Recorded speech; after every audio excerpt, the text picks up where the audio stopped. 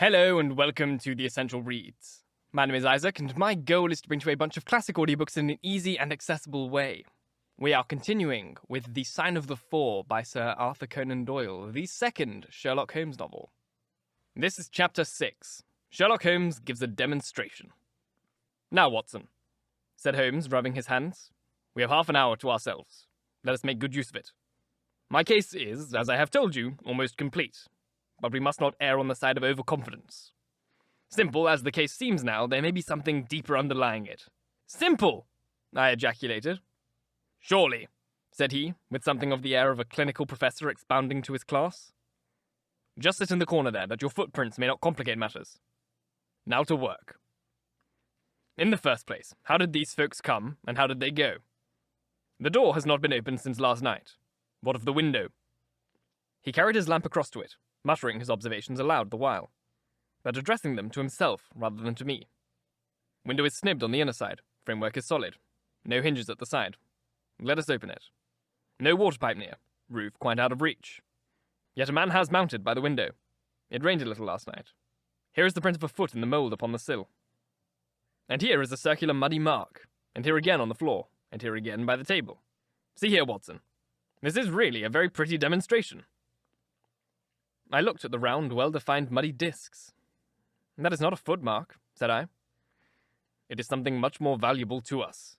It is the impression of a wooden stump. You see here on the sill is a boot mark, a heavy boot, with broad metal heel, and beside it is the mark of the timber toe. It is the wooden-legged man. Quite so. But there has been someone else, a very able and efficient ally. Could you scale that wall, Doctor? I looked out of the window. The moon still shone brightly on that angle of the house. We were a good 60 feet from the ground, and, look where I would, I could see no foothold, nor as much as a crevice in the brickwork. It is absolutely impossible, I answered. Without aid it is so. But suppose you had a friend up here, who lowered you his good stout rope, which I see in the corner, securing one end of it to this great hook in the wall. Then, I think if you were an active man, you might swarm up, wooden leg and all. You would depart, of course, in the same fashion, and your ally would draw up the rope, untie it from the hook, shut the window, snip it on the inside, and get away in the way he originally came. As a minor point, it may be noted, he continued, fingering the rope, that our wooden-legged friend, though a fair climber, was not a professional sailor. His hands were far from horny. My lens discloses more than one blood mark, especially towards the end of the rope, from which I gather that he slipped down with such velocity that he took the skin off his hand. This is all very well, said I, but the thing becomes more unintelligible than ever. How about this mysterious ally? How came he into the room? Yes, the ally, repeated Holmes pensively. There are features of interest about this ally. He lifts the case from the regions of the commonplace. I fancy this ally breaks fresh ground in the annals of crime in this country, though parallel cases suggest themselves from India, and if my memory serves me, from Senegambia. How came he then? I reiterated. The door is locked, the window is inaccessible. Was it through the chimney? The grate is too small, he answered. I had already considered that possibility. How, then? I persisted. You will not apply my precept, said he, shaking his head. How often have I said to you that when you have eliminated the impossible, whatever remains, however improbable, must be the truth. We know that he did not come through the door, the window, or the chimney. We also know that he could not have concealed himself in the room, as there is no concealment possible. Whence, then, did he come? He came through the hole in the roof, I cried. Of course he did. He must have done so. If you will have the kindness to hold the lamp for me, we shall now extend our researches to the room above, the secret room in which the treasure was found. He mounted the steps, and, seizing a rafter with either hand, he swung himself into the garret. Then, lying on his face, he reached down for the lamp, and held it while I followed him. The chamber in which we found ourselves was about 10 feet one way and 6 the other. The room was formed by the rafters, with thin lath and plaster between, so that in walking one had to step from beam to beam. The roof ran up to an aspect, and was evidently the inner shell of the true roof to the house. There was no furniture of any sort, and the accumulated dust of years lay thick upon the floor. Here you are, you see, said Sherlock Holmes, putting his hand against the sloping wall. This is a trapdoor which leads out onto the roof. I can press it back. and here is the roof itself, sloping at a gentle angle. This, then, is the way by which number 1 entered. Let us see if we can find some other traces of his individuality. He held down the lamp to the floor, and as he did so, I saw for the second time that night a startled, surprised look come over his face. For myself, as I followed his gaze, my skin was cold under my clothes. The floor was covered thickly with the prints of a naked foot, clear, well-defined, perfectly formed, but scarce half the size of those of an ordinary man. "Holmes," I said in a whisper, "a child has done this horrid thing." He had recovered his self-possession in an instant. "I was staggered for the moment," he said, "but the thing is quite natural. My memory failed me, or I should have been able to foretell it. There is nothing more to be learned here. Let us go down." "What is your theory, then, as to those footmarks?" I asked eagerly, when we had regained the lower room once more. "My dear Watson, try a little analysis yourself," said he, with a touch of impatience. "You know my methods. Apply them, and it will be instructive to compare results." "I cannot conceive anything which will cover the facts," I answered. "It will be clear enough to you soon," he said in an offhand way. "I think that there is nothing else of importance here, but I will look." He worked out his lens and tape measure, and hurried about the room on his knees, measuring, comparing, examining, with his long, thin nose only a few inches from the planks, and his beady eyes gleaming and deep-set like those of a bird. So swift, silent, and furtive were his movements, like those of a trained bloodhound picking out a scent, that I could not but think what a terrible criminal he would have made had he turned his energy and sagacity against the law instead of exerting them in its defense. As he hunted about, he kept muttering to himself, and he finally broke out into a loud crow of delight. "We are certainly in luck," said he. "We ought to have very little trouble now. Number 1 has had the misfortune to tread in the creosote. You can see the outline of the edge of his small foot here at the side of this evil-smelling mess. The carboy has been cracked, you see, and the stuff has leaked out." "What then?" I asked. "Why, we have got him, that's all," said he. "I know a dog that would follow that scent to the world's end. If a pack can track a trailed herring across a shire, how far can a specially trained hound follow so punched a smell as this? It sounds like a sum in the rule of 3. The answer should give us the, 'But hello! Here are the accredited representatives of the law.'" Heavy steps and the clamour of loud voices were audible from below, and the hall door shut with a loud crash. "Before they come," said Holmes, "just put your hand here on this poor fellow's arm, and here on his leg. What do you feel?" "The muscles are as hard as a board," I answered. "Quite so. They are in a state of extreme contraction, far exceeding the usual rigor mortis. Coupled with this distortion of the face, this Hippocratic smile, or risus sardinicus, as the old writers called it, what conclusion would it suggest to your mind?" "Death from some powerful vegetable alkaloid," I answered. "Some strychnine-like substance which would produce the tetanus." That was the idea which occurred to me the instant I saw the drawn muscles of the face. On getting into the room, I at once looked for the means by which the poison had entered the system. As you saw, I discovered a thorn which had been driven or shot with no great force into the scalp. You observe that the part struck was that which would be turned towards the hole in the ceiling if the man were erect in his chair. Now examine this thorn." I took it up gingerly and held it in the light of the lantern.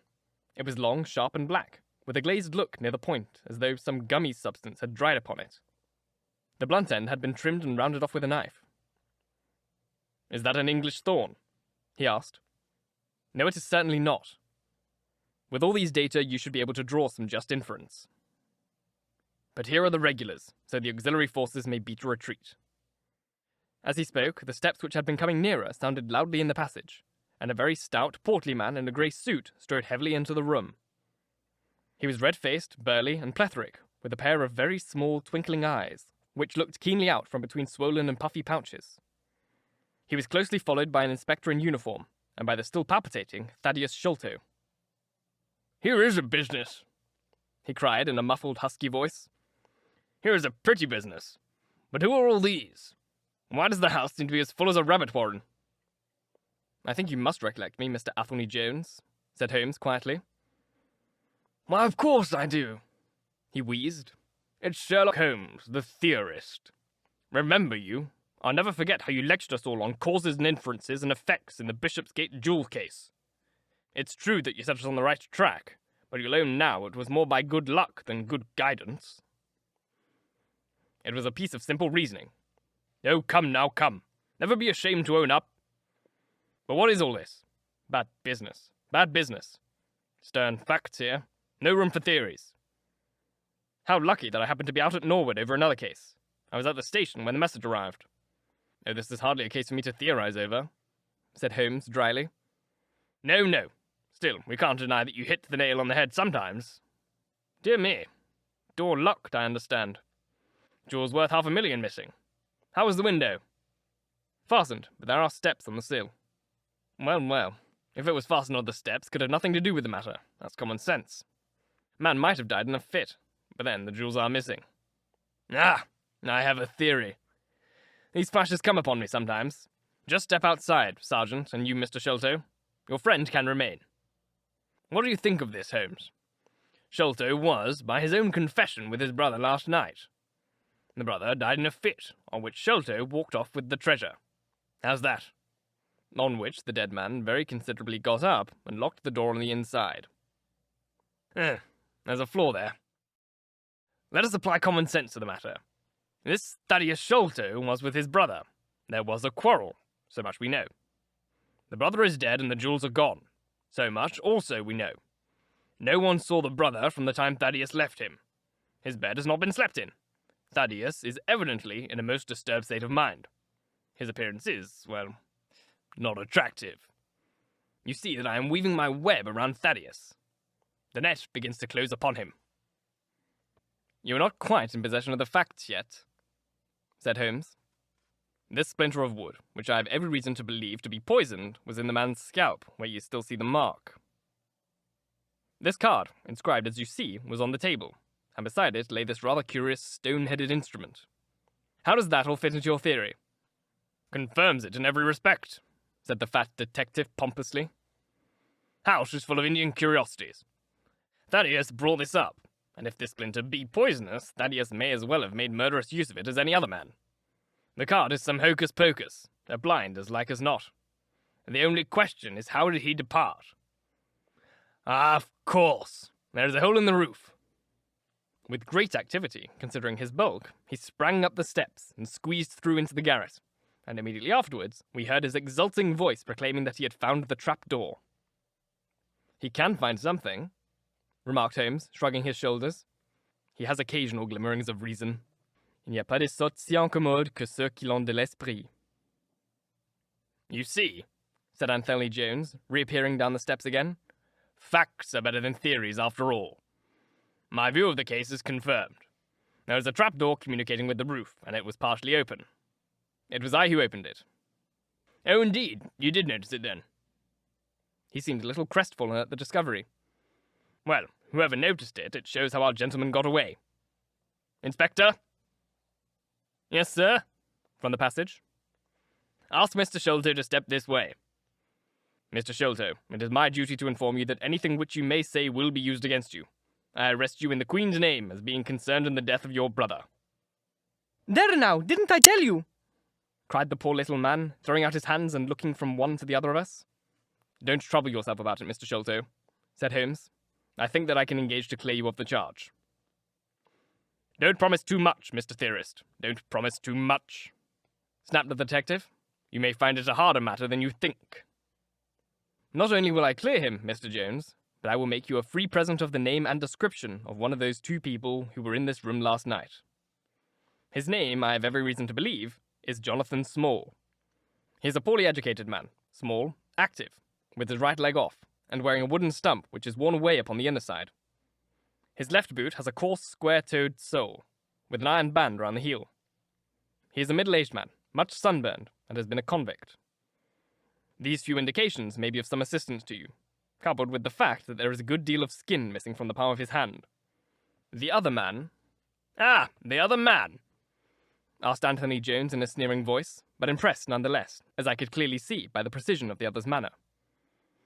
Is a rather curious person, said Sherlock Holmes, turning upon his heel. I hope, before very long, to be able to introduce you to the pair of them. A word with you, Watson. He led me out to the head of the stair. This unexpected occurrence, he said, has caused us rather to lose sight of the original purpose of our journey. I've just been thinking so, I answered. It is not right that Miss Morstan should remain in this stricken house. No, you must escort her home. She lives with Mrs. Cecil Forrester in Lower Camberwell. It is not so very far. I will wait for you here if you drive out again. Or perhaps you are too tired. By no means. I don't think I could rest until I know more of this fantastic business. I have seen something of the rougher side of life, but I give you my word that this quick succession of strange surprises tonight has shaken my nerve completely. I should like, however, to see the matter through with you, now that I have got so far. Your presence will be of great service to me, he answered. We shall work the case out independently, and leave this fellow Jones to exult over any mare's nest which he may choose to construct. When you have dropped Miss Morstan, I wish you to go to number 3 Pinchin Lane, down near the water's edge at Lambeth. The third house on the right-hand side is a bird stuffer's. Sherman is the name. You will see a weasel holding a young rabbit in the window. Knock old Sherman up and tell him with my compliments that I want Toby at once. You will bring Toby back in the cab with you. A dog, I suppose? Yes, a queer mongrel, with most amazing power of scent. I would rather have Toby's help than that of the whole detective force of London. I shall bring him then, said I. It is 1 now. I ought to be back before 3 if I can get a fresh horse. And I, said Holmes, shall see what I can learn from Mrs. Bernstone and from the Indian servant, who, Mr. Thaddeus tells me, sleeps in the next garret. And then I shall study the great Jones's methods, and listen to his not-too-delicate sarcasms. Wir sind gewohnt, dass die Menschen wir honen, was sie nicht verstehen. Goethe is always pithy. Thank you so very much for listening. If you enjoyed, please like, comment, share, and all that jazz. And if you really enjoyed, do subscribe, because there is more to come. If you're listening on podcast, please leave a review, as it helps get this in front of as many people as possible, and reading your reviews really makes my day. If you want to support the show further, there is a Ko-Fi link now on screen that you can click on if you're on YouTube, or you can find in the description box or podcast notes on whatever podcast platform you're listening on. Quick apologies to any Germans out there for my atrocious German pronunciation. I try my best, but I don't speak German. Speak French. French should be fine in this. Do not speak German, so sorry for that. Tried my best. Once again, we've got a mystery on foot, and the police are bungling it up like usual. But Holmes and Watson are indeed on the case. Once again, thank you very much for listening, and until next time, bye-bye.